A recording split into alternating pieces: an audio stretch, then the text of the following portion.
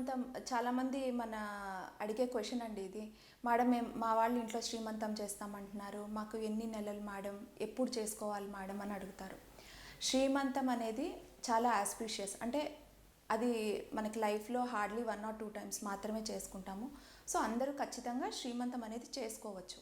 మనం యూజువల్గా ఏం చెప్తాము అంటే, డాక్టర్ దగ్గర చెకప్స్కి వచ్చినప్పుడు ఏమైనా కాంప్లికేషన్స్ ఉన్నాయా అన్నది చూసుకోవాలి. అంటే ఏమైనా మాయ అనేది కిందకుందా, లేదా కింద గర్భసంచి ద్వారం అనేది ఏమైనా చిన్నదిగా ఉండి ఏమైనా స్టిచ్ ఏమైనా వేసామా, లేదా బీపీ కానీ ఏమైనా షుగర్స్ కానీ ప్రెగ్నెన్సీలో ఏమైనా ఉన్నాయా, కాంప్లికేషన్స్ ఏమైనా ఉన్నాయా అని చూసుకొని అలాంటి వాళ్ళు కొంచెం జాగ్రత్తగా అంటే శ్రీమంతం ఉన్న రోజు ఇటు అటు ఎక్కువ తిరగకుండా కొంచెం రెస్ట్లో ఉంటే మంచిది. ఇంకోటి ట్విన్స్ అంటామన్నమాట, అంటే ఇద్దరు పిల్లలు ఒకేసారి ఉన్నప్పుడు వాళ్ళకు కూడా కొంచెము కాంప్లికేషన్స్ అనేది కొంచెం ఎక్కువగా ఉంటుంది. లేదా IVF ప్రెగ్నెన్సీస్, వీళ్ళందరూ కూడా శ్రీమంతం రోజు కొంచెం జాగ్రత్తగా ఉంటే మంచిది.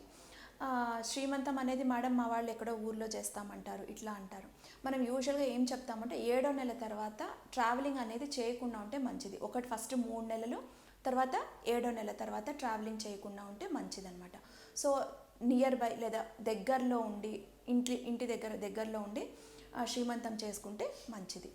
సో శ్రీమంతం అయిన తర్వాత కూడా అయిన రోజు కానీ తర్వాత రోజు కానీ ఖచ్చితంగా ట్యాబ్లెట్స్ అనేది నార్మల్ రెగ్యులర్ చెకప్స్ అనేది, అంటే దాని గురించి మనం చెకప్స్ చేసుకోకుండా ఉండేది కానీ, అలా కాకుండా ఒకవేళ ఒక చెకప్ ముందుగా అయినా కూడా డాక్టర్ని కలిసి చెకప్స్ అనేది చేసుకుంటే మంచిది.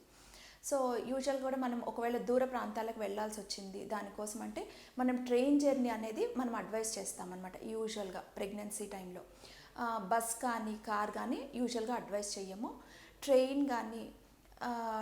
ట్రైన్ జర్నీ అనేది మనం యూజువల్గా అడ్వైస్ చేస్తాము. సో ఫ్లైట్ అనేది కూడా బెటర్ టు అవాయిడ్ అనమాట. సో శ్రీమంతం అనేది ఖచ్చితంగా అందరూ చేసుకోవచ్చు, కానీ కొన్ని కేసెస్ ఉన్న వాళ్ళకి ఏదైనా కాంప్లికేషన్స్ ఉన్న వాళ్ళు మాత్రం కొంచెం జాగ్రత్తగా తగు జాగ్రత్తలు తీసుకున్నారు అంటే you can enjoy the occasion.